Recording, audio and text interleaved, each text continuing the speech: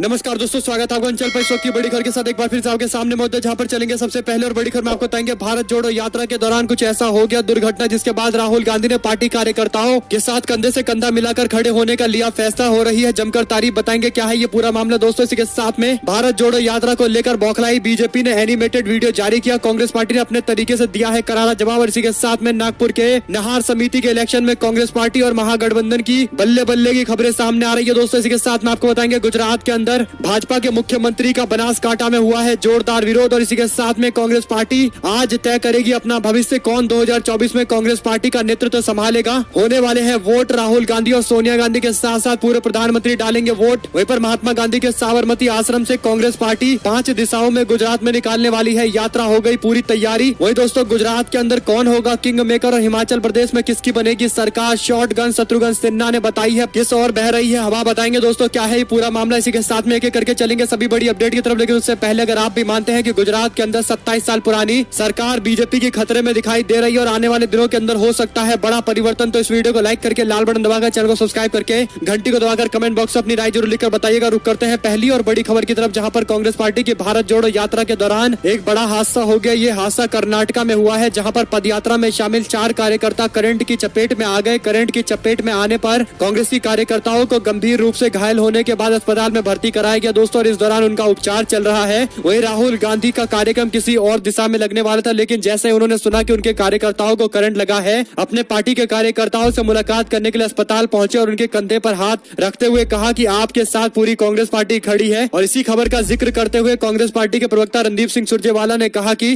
भारत जोड़ो यात्रा की जो आत्मा है वो यही है कि हम एक दूसरे से प्रेम करते हैं और एक दूसरे के प्रति करुणा का भाव रखते हैं। और इसी के कारण राहुल गांधी ने पार्टी कार्यकर्ताओं से मुलाकात करते हुए उनके जल्द स्वस्थ होने की कामना की है दोस्तों। और एक और बड़ी खबर की माने तो भारत जोड़ो यात्रा पर राहुल गांधी का एनिमेटेड वीडियो बीजेपी ने जारी किया है और इस पर कांग्रेस पार्टी की ओर से प्रतिक्रिया सामने आई है। आपको बता दें कि माइक्रो ब्लॉगिंग साइट ट्विटर पर राहुल गांधी का 2 मिनट का एक एनिमेटेड वीडियो जारी किया गया है दोस्तों। इसमें राहुल गांधी को शोले फिल्म के एक हास्य अभिनेता के तौर पर दिखाया गया है। और दोस्तों जैसे भारत जोड़ो यात्रा शुरू हुई है तब से कांग्रेस पार्टी इस तरीके के किसी भी प्रोपोगेंडा का करारा जवाब देती दिखाई दे रही है। एक बार फिर से कांग्रेस पार्टी के नेताओं ने भाजपा और प्रधानमंत्री नरेंद्र मोदी से जुड़ा हुआ 2 मिनट का एनिमेटेड वीडियो जारी करते हुए उसमें बताया कि कैसे गुजरात में जब प्रधानमंत्री मोदी मुख्यमंत्री हुआ करते थे तो जासूसी कराई जाती थी। इस तरीके का एक वीडियो जारी किया गया है दोस्तों। और जीएसटी के साथ साथ नोटबंदी और तमाम तरीके के उन सभी मुद्दों का जिक्र किया गया है जो मोदी सरकार के दौरान लिया गया, जिससे देश की अर्थव्यवस्था से लेकर लोगों की आम जिंदगी बुरी तरीके से प्रभावित हुई है। आपको बता दें कि बीजेपी के नेताओं पर निशाना साधते हुए कांग्रेस पार्टी ने कहा कि भाजपा के लोग बौखला गए हैं, भारत जोड़ो यात्रा को बदनाम नहीं कर पाए, तब राहुल गांधी पर पर्सनल अटैक करने पर आ गए हैं। एक और बड़ी खबर दोस्तों ये है कि महाराष्ट्र के नागपुर के नाहर समिति इलेक्शन को लेकर दावा किया गया है कि कांग्रेस पार्टी को 9 सीटें, एनसीपी को 3 सीटें और शिवसेना उद्धव ठाकरे गुट को 1 सीट, जबकि बीजेपी यहां खाता नहीं खोल पाई है दोस्तों। और क्योंकि नागपुर वो क्षेत्र है जहां से देवेंद्र फडणवीस जो महाराष्ट्र के वर्तमान उप मुख्यमंत्री चुनकर आते हैं, तो इसीलिए ये क्षेत्र काफी महत्वपूर्ण है। उसके किसी भी रिजल्ट से कहीं न कहीं प्रदेश की राजनीति की एक भनक लग जाती है। और एक और बड़ी खबर की माने तो पूर्व गृह मंत्री विपुल चौधरी की गिरफ्तारी गुजरात में एक बड़ा मुद्दा बनी हुई है दोस्तों। पूर्व गृह मंत्री विपुल चौधरी की गिरफ्तारी के खिलाफ बनासकांठा में अरबुड़ा सेना की महासभा हुई है और इस दौरान भारी संख्या में लोग मौजूद नजर आए और सभी ने एक साथ मिलकर पूर्व गृह मंत्री विपुल चौधरी की गिरफ्तारी के खिलाफ नारेबाजी की है दोस्तों। आपको बता दें कि अरबुड़ा सेना की तरफ से महासभा के दौरान भाजपा सरकार पर जोरदार निशाना साधा गया है। और बड़ी बात यह है कि गुजरात के वरिष्ठ नेता के तौर पर जाने जाते हैं जो शंकर सिंह वाघेला सरकार में गृह मंत्री के तौर पर काम किया करते थे दोस्तों। और उसके बाद उन्होंने किसानों की राजनीति की, लेकिन इस बार चुनाव से पहले उनको गिरफ्तार कर लिया गया। सितंबर महीने के अंदर करोड़ों रुपए के घोटाले के आरोप में गिरफ्तार किया गया दोस्तों। और चुनाव से चंद महीने पहले ऐसा करना साफ तौर पर एक पॉलिटिकल स्टंट था और इसी का विरोध करते हुए अरबुड़ा सेना की ओर से महासभा बुलाई गई है। और यहाँ तक कि अरबुड़ा सेना के कार्यकर्ताओं ने मुख्यमंत्री का भी विरोध किया है दोस्तों। भारतीय जनता पार्टी गुजरात के अंदर गौरव यात्रा निकाल रही है, जिसका नेतृत्व मुख्यमंत्री बनासकांठा जिले में कर रहे थे, लेकिन इस दौरान अरबुड़ा सैनिकों ने मुख्यमंत्री का विरोध कर दिया। विपुल चौधरी के समर्थन में नारेबाजी की गई दोस्तों। और इसके बाद इन सभी को पुलिस ने गिरफ्तार करवा दिया। और एक और बड़ी खबर ये सामने आ रही है कि कांग्रेस पार्टी राहुल गांधी की छवि खराब करने वालों के पीछे पड़ गई है दोस्तों। और कांग्रेस पार्टी ने भी तय कर लिया है कि अब किसी को भी अनाप शनाप बोलने की कोई इजाजत नहीं दी जाएगी, खासकर राहुल गांधी की छवि बदनाम करने वाले लोगों के लिए। और ऐसे में एक और बड़ी अपडेट ये सामने आ रही है दोस्तों कि भारतीय जनता पार्टी की समर्थित माने जाने वाली तथाकथित पत्रकार की ओर से राहुल गांधी को लेकर एक फर्जी आरोप लगाया गया था। सुकन्या देवी रेप केस कांग्रेस से राहुल गांधी का नाम जोड़कर बदनाम करने की कोशिश की जा रही थी दोस्तों, जिसके बाद कांग्रेस पार्टी युवा मोर्चा के अध्यक्ष श्रीनिवास दीवी ने संज्ञान लेते हुए अपने पार्टी के लीगल टीम को इस मामले पर कार्रवाई करने के आदेश जारी किए हैं। आपको बता दें कि कांग्रेस पार्टी ने अब एक मुहिम चला रखी है और उन सभी लोगों को लीगल नोटिस थमाया जा रहा है जो राहुल गांधी के खिलाफ एक तरीके से मुहिम का हिस्सा है और राहुल गांधी के छवि को पूरी तरीके से बर्बाद करने की एक सुनियोजित साजिश के तहत काम कर रहे हैं। आपको बता दें कि राहुल गांधी का कैरेक्टर असैसिनेट करने की कोशिश करने वाले इन सभी लोगों को सबक सिखाने का दौर कांग्रेस पार्टी ने जारी रखा हुआ है दोस्तों। और इससे पहले भी कई सारे पत्रकार, कॉमेडियन भी राहुल गांधी को लेकर दिए गए विवादित और अपमानजनक बयानों को लेकर माफी मांगते नजर आ रहे हैं और आने वाले दिनों के अंदर कई और लोगों का नंबर भी आ सकता है। एक और बड़ी अपडेट है कि राहुल गांधी और सोनिया गांधी के साथ साथ देश के पूर्व प्रधानमंत्री मनमोहन सिंह आज वोट डालेंगे दोस्तों। और यहाँ से तय होने वाला है कि 2024 के कांग्रेस पार्टी की कैंपेन को कौन लीड करेगा, कौन नेतृत्व करते हुए कांग्रेस पार्टी को 2024 का चुनाव लड़वाएगा। दरअसल कांग्रेस पार्टी अध्यक्ष पद के चुनाव को लेकर 17 अक्टूबर यानी आज चुनाव होने वाले हैं और यहाँ पर वोट डालने के लिए दोस्तों दिल्ली में सोनिया गांधी के साथ साथ पूर्व प्रधानमंत्री मनमोहन सिंह भी मौजूद रहेंगे। इसके अलावा राहुल गांधी क्योंकि भारत जोड़ो यात्रा में शामिल है और इसीलिए वो अपना वोट कर्नाटका से ही डालेंगे। कांग्रेस पार्टी ने कई जगह पोलिंग बूथ तैयार किया है। देखते हैं इनमें से किसकी जीत होने वाली है। मल्लिकार्जुन खड़गे और शशि थरूर दो कंटेंडर है कांग्रेस पार्टी के अध्यक्ष पद को लेकर। देखते हैं जनता, खासकर कांग्रेस पार्टी कार्यकर्ता जो वोट डाल रहे हैं वो किसे सपोर्ट करते हैं। आप लोग दोस्तों किसे जीतता हुआ देखना चाहते हैं लिखकर जरूर बताएगा। एक और बड़ी खबर ये सामने आ रही है कि देश की वित्त मंत्री निर्मला सीतारमण, जिनको जवाब देना चाहिए कि देश की अर्थव्यवस्था इतनी बुरी स्थिति से क्यों गुजर रही है, लेकिन उनका बयान कुछ ऐसा सामने आया दोस्तों कि अच्छे लोगों के सर चकराने लगे। आपको बता दें कि वित्त मंत्री निर्मला सीतारमण ने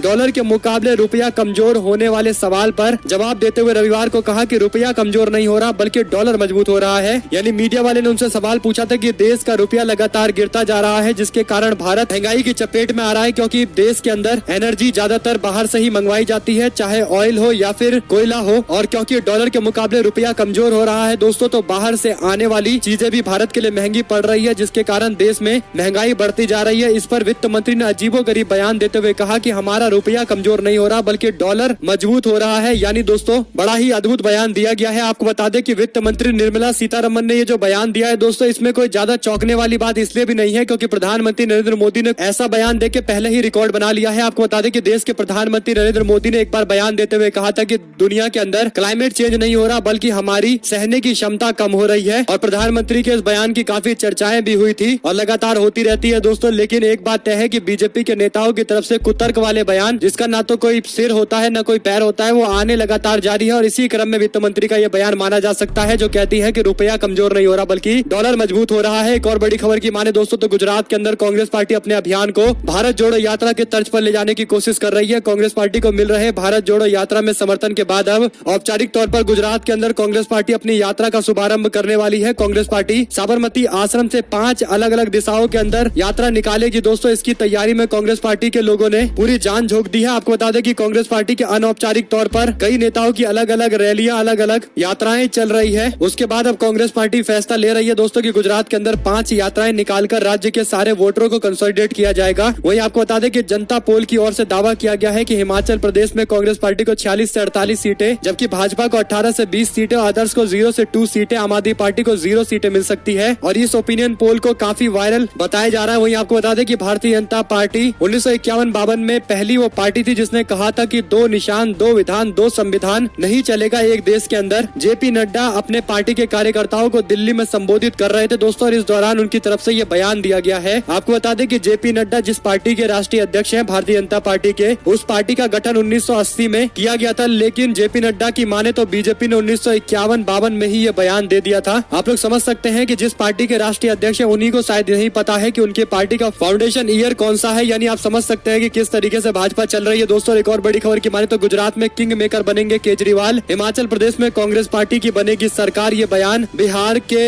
अभिनेता और वर्तमान में टीएमसी के सांसद शत्रुघ्न सिन्हा ने दिया है। आपको बता दें कि टीएमसी के सांसद शत्रुघ्न सिन्हा ने हिमाचल प्रदेश और गुजरात को लेकर अपनी भविष्यवाणी की है। एनबीटी से बात करते हुए उन्होंने हिमाचल प्रदेश और गुजरात को लेकर कहा कि इस विधानसभा चुनाव में बीजेपी और प्रधानमंत्री नरेंद्र मोदी कमजोर विकेट पर खेल रहे हैं। उन्होंने कहा कि गुजरात में आप लाख कोशिश करें दबाने की, बहुत लोग कोशिश कर रहे हैं, लेकिन वहाँ जैसा कि दिख रहा है कि केजरीवाल की पार्टी किंग ना बने लेकिन किंग मेकर जरूर बनेगी। 2 बार कैबिनेट मंत्री और 5 बार सांसद रहे। सिन्हा का ये अनुमान तमाम ओपिनियन पोल के उलट है। वही उन्होंने हिमाचल प्रदेश को लेकर कहा कि हिमाचल में पेंडुलम पॉलिसी चल रही है। उन्होंने कहा कि 1985 के बाद कभी भी कोई दूसरी सरकार वापस लौट कर नहीं आई है, वहाँ पर अब कांग्रेस पार्टी की बारी है। लगता है कि कांग्रेस पार्टी के मित्र न सिर्फ जागरूक भी हैं, भारत यात्रा भी चल रही है। उन्होंने कहा कि हिमाचल प्रदेश के अंदर फिर से कांग्रेस पार्टी के प्रति लोगों का रुझान दिखाई दे रहा है और राज्य के अंदर कांग्रेस पार्टी फिर से सरकार बना सकती है। कुल मिलाकर दोस्तों शत्रुघ्न सिन्हा की ओर से 2 राज्यों के अलग अलग एनालिसिस दिए गए हैं। आप लोग इस पर क्या कुछ कहना चाहेंगे लिखकर जरूर बताएगा।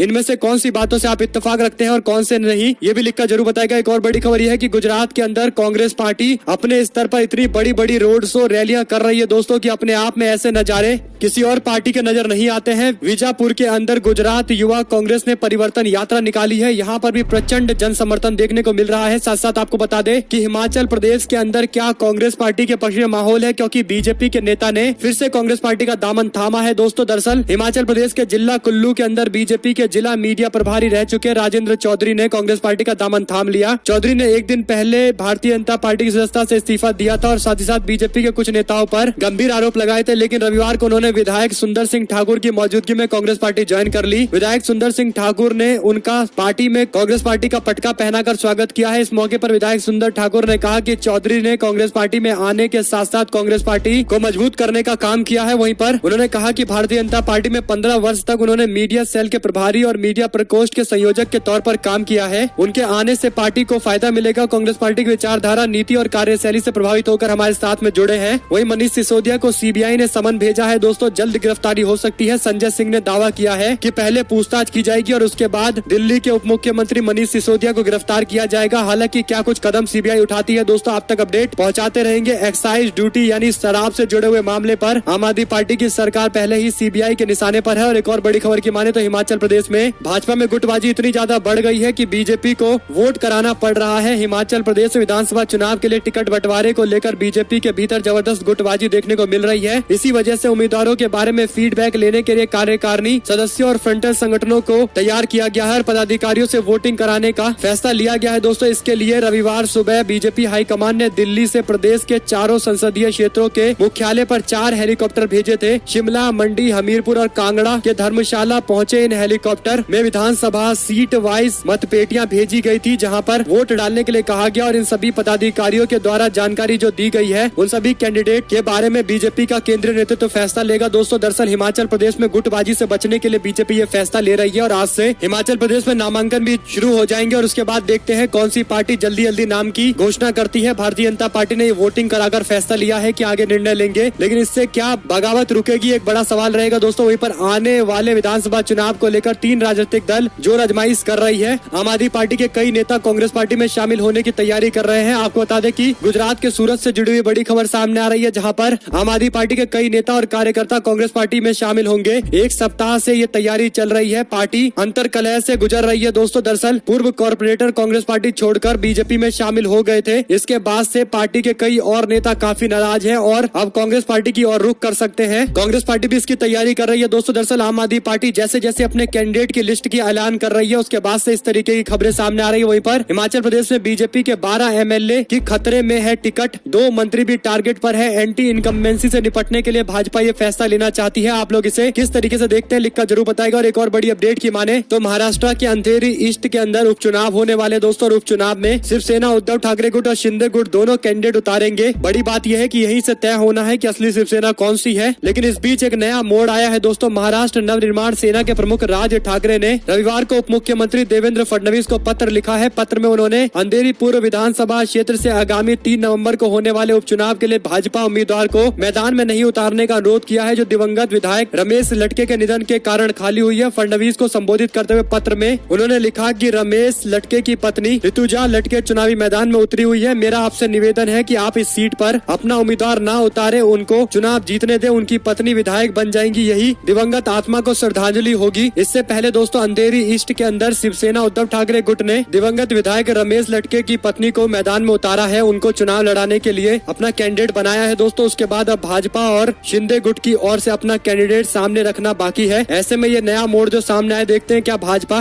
राज ठाकरे के द्वारा जो रिक्वेस्ट की गई है उसे माना जाएगा। एक और बड़ी खबर की माने दोस्तों तो गुजरात के विधानसभा की इन दर्जन भर सीटों पर 27 साल से भाजपा अपना खाता नहीं खोल पाई है। यानी गुजरात के अंदर कांग्रेस पार्टी को जो लोग खंडन कर रहे हैं उन लोगों के लिए बुरी खबर है दोस्तों। दरअसल बीते 27 सालों से तकरीबन दर्जन ऐसी सीटें हैं है जहां पर कांग्रेस पार्टी के खिलाफ भाजपा कभी चुनाव नहीं जीत पाई है और इन्हीं सीटों के कारण कांग्रेस पार्टी राज्य के अंदर भाजपा से बराबरी का मुकाबला करती है, लेकिन कुछ सीटों से ही पूरा नतीजा पलट जाता है दोस्तों। और इस बार के चुनाव के अंदर कांग्रेस पार्टी उम्मीद कर रही है कि पार्टी कैडर को मजबूत करने का फायदा उन्हें मिलेगा। पर भारत की वैश्विक इमेज जिस प्रकार से प्रभावित हो रही है वो काफी दुखद है और चिंता का विषय है। देश की बिगड़ती अर्थव्यवस्था और डॉलर के मुकाबले रुपया कमजोर होने के कारण देश की छवि खराब हो रही है। मायावती ने इस पर चिंता जाहिर की है दोस्तों। उन्होंने साथ ही केंद्र सरकार और राज्य सरकारों से कहा है कि आप लोग अच्छी तरीके से काम करिए जिससे भारत की छवि पूरे विश्व के अंदर सुधरे। वहीं पर तेज प्रताप यादव का बड़ा दावा, कहा केंद्र में लहराया जाएगा महागठबंधन का झंडा। 2024 के चुनाव में महागठबंधन केंद्र में भी सरकार बनाएगा। वहीं पर दोस्तों हिंदी में MBBS कराने वाले सरकार के फैसले पर अमित शाह ने शिवराज सिंह चौहान की तारीफ की तो पूर्व सांसद सुब्रमण्यम स्वामी ने जोरदार तंज कसा है। आपको बता दें कि सुब्रमण्यम स्वामी ने ट्वीट करते हुए लिखा कि गृह मंत्री अमित शाह यह सुनिश्चित करने में लगे हैं कि MBBS को हिंदी में पढ़ाया जा सके। इससे पहले सुब्रमण्यम स्वामी केंद्रीय वित्त मंत्री निर्मला सीतारमन पर भी निशाना साध चुके हैं। वहीं कांग्रेस पार्टी के नेताओं ने निर्मला सीतारमन पर तंज कसते हुए कहा कि एंटायर पॉलिटिकल साइंस की डिग्री वाले को भी निर्मला सीतारमन जी ने पछाड़ दिया है। एक और बड़ी खबर की माने दोस्तों तो गुजरात चुनाव को लेकर प्रधानमंत्री आवास पर मैराथन बैठक हुई। 5 घंटे चली बैठक में अमित शाह, JP नड्डा समेत गुजरात के CM भी मौजूद रहे। वहीं पर AIMIM के नेता शौकत अली पर केस दर्ज हो गया है। हिंदू समुदाय के लोगों को लेकर विवादित बयान दिया गया था, उसके बाद अब ये कार्रवाई की जा रही है। वहीं आपको बता दें कि पंजाब के पूर्व मंत्री 50 लाख की रिश्वत लेते गिरफ्तार किए गए हैं। पंजाब विजिलेंस के AIG को रिश्वत देने के आरोप में पंजाब के पूर्व मंत्री सुंदर श्याम अरोड़ा को गिरफ्तार किया गया है। आय से अधिक संपत्ति के मामले में विजिलेंस अधिकारी को 1 करोड़ रुपए की पेशकश की गई थी। 50 लाख एडवांस लेकर चंडीगढ़ पहुंचे थे जहां पर उनको गिरफ्तार कर लिया गया दोस्तों। और एक और बड़ी खबर ये है कि हाल फिलहाल में कांग्रेस पार्टी में शामिल हुए कुलदीप सिंह राहुल जी ने सावली केसर विधानसभा क्षेत्र के अंदर पार्टी कार्यकर्ताओं की बैठक बुलाई है और इस दौरान हजारों हजार की संख्या में पार्टी कार्यकर्ता नजर आ रहे हैं। एक और बड़ी खबर की माने तो प्रधानमंत्री आंखें मूंद कर बैठे हैं और नौजवान ठोकरें खाने को मजबूर है। PET परीक्षा देने जा रहे छात्रों की दुर्दशा पर राहुल गांधी ने केंद्र की मोदी सरकार और उत्तर प्रदेश की योगी सरकार को अपने निशाने पर लिया है। वहीं पर भाजपा के सांसद ने उत्तर प्रदेश में फिर बयान देते हुए कहा कि बाढ़ के प्रति इतना खराब इंतजाम नहीं देखा मैंने पहले, लोग भगवान भरोसे बैठे हुए हैं। उत्तर प्रदेश के कैसरगंज से भाजपा के सांसद ब्रजभूषण शरण सिंह ने एक बयान दिया दोस्तों जिसका वीडियो भी वायरल हो गया। मीडिया से बात करते हुए उन्होंने कहा कि मैंने इस तरीके के बुरे हालात पहले नहीं देखे, बहुत खराब स्थिति है। इससे पहले उन्होंने कहा था कि अगर बाढ़ को लेकर मुंह खोलेंगे तो बागी कहलाएंगे। और उन्हीं के बयान पर वरिष्ठ वकील प्रशांत भूषण ने कहा कि भारतीय जनता पार्टी के सांसद ब्रजभूषण शरण सिंह बता रहे हैं कि बाढ़ से कितनी तबाही हुई है, उत्तर प्रदेश में व्यवस्था कितनी खराब है और पार्टी या सरकार में कोई सुनने को तैयार नहीं है और न ही सुनने की कोई जगह है। वही दोस्तों 37 लाख से ज्यादा छात्र PET की परीक्षा देने गए थे जिसे लेकर वरुण गांधी ने प्रियंका गांधी के बाद अब फिर से योगी सरकार पर तंज कसा है। आपको बता दें कि उन्होंने ट्वीट करते हुए लिखा कि शायद हवाई निरीक्षण से जमीनी मुद्दे नहीं दिखाई देते हैं, प्रश्न पत्र हल करने से बड़ी चुनौती सेंटर पहुंचना बन गया था। छात्रों को यातायात का कोई साधन नहीं मिला जिसके बाद उनको ट्रेन में भर भर कर अपनी जान को जोखिम में डालकर सेंटर पर पहुंचना पड़ा। और इसी पर दोस्तों वरुण गांधी ने भी निशाना साधा है। वहीं आपको बता दें कि वरुण गांधी के साथ साथ JDU के राष्ट्रीय अध्यक्ष ललन सिंह ने भी रोजगार को लेकर प्रधानमंत्री मोदी पर सवाल खड़े किए हैं। वहीं उत्तर प्रदेश के मत्स्य मंत्री संजय निषाद ने मंच से कुछ ऐसा किया जिसकी वीडियो भी सोशल मीडिया पर वायरल हो रही है दोस्तों और खबरें भी काफी न्यूज में है। इन दिनों सोशल मीडिया पर उत्तर प्रदेश के मत्स्य मंत्री संजय निषाद का एक वीडियो सोशल मीडिया पर काफी वायरल हो रहा है। बताया जा रहा है कि मऊ के अंदर संजय निषाद अपनी पार्टी निषाद पार्टी के कार्यकर्ताओं को संबोधित कर रहे हैं। इस दौरान वो अपना आपा खो देते हैं और मंच पर माइक फेंक देते हैं। पार्टी कार्यकर्ताओं के बहस से नाराजगी जाहिर करते हुए ये किया जाता है दोस्तों। कहा जा रहा है कि मंत्री संजय निषाद अपनी माइक इसलिए फेंक देते हैं क्योंकि वहाँ पर मौजूद कार्यकर्ता आपस में बात कर रहे थे और व्यवस्था को खराब कर रहे थे। उनके भाषण पर कोई ध्यान नहीं दे रहा था। ये देखकर संजय निषाद ने अपना आपा खो दिया और बाद में बोलते रहे कि पार्टी के अंदर हम सबको समझा सकते हैं, अगर निकालने लगे तो सबको निकालना पड़ेगा। कुल मिलाकर दोस्तों संजय निषाद मंत्री हैं उत्तर प्रदेश सरकार में और इस तरीके की घटना सामने आने के बाद न्यूज तो बनती ही। और एक और बड़ी अपडेट यह है कि दिल्ली के बलजीत नगर में 2 गुट एक दूसरे के आमने सामने आ गए। हिंसा में एक युवक की मौत के बाद सांप्रदायिक तनाव की स्थिति देखने को मिली जिसके कारण पुलिस बल को तैनात किया गया दोस्तों। अतिरिक्त पुलिस फोर्स लगाई गई है। नितेश पर हमला करने वालों की पहचान मुफीजा, अदनान और अब्बास के रूप में की गई है। पुलिस ने इसके खिलाफ हत्या का मामला दर्ज किया है दोस्तों। और वहीं पर सांप्रदायिक माहौल को खराब होने से रोकने के लिए अतिरिक्त पुलिस फोर्स डिप्लॉय की गई है। माहौल को शांत कराने की कोशिश की जा रही है दोस्तों। वहीं पर रुपया नहीं गिर रहा, डॉलर हो रहा है मजबूत। इस तरीके का वित्त मंत्री के बयान पर सुब्रमण्यम स्वामी ने कहा कि बधाई हो, JNU कभी फेल नहीं होता। उन्होंने एक फोटो भी डाला है दोस्तों जिसमें लिखा गया है कि हम मैच नहीं हारे बल्कि विपक्षी टीम जीती है। यानी इस तरीके से अब निर्मला सीतारमन के बयान पर लोग तंज कस रहे हैं। वहीं पर गुजरात में BJP ने कई राज्यों के जानकारों को बुलाया है, माइक्रो स्तर पर शुरुआत की है विधानसभा के चुनाव की तैयारी। वही दोस्तों, अगर आप लोग को एक भी खबर अच्छी लगी हो तो इस वीडियो को लाइक करके, लाल बटन दबाकर, चैनल को सब्सक्राइब करके, घंटी को दबाकर कमेंट बॉक्स में अपनी राय जरूर लिखकर बताइएगा। साथ ही साथ कांग्रेस पार्टी के अध्यक्ष पद के चुनाव में आप दोनों में से किसको जीतता हुआ देखते हैं और किसके जीतने से ज्यादा फर्क पड़ेगा, ये भी लिखकर जरूर बताएगा। दोस्तों, जुड़े रहने के सभी दोस्तों, भाइयों, बहनों, मित्रों का बहुत बहुत धन्यवाद। देख रहे थे आपका अपना चैनल। जय हिंद, जय भारत, वंदे मातरम।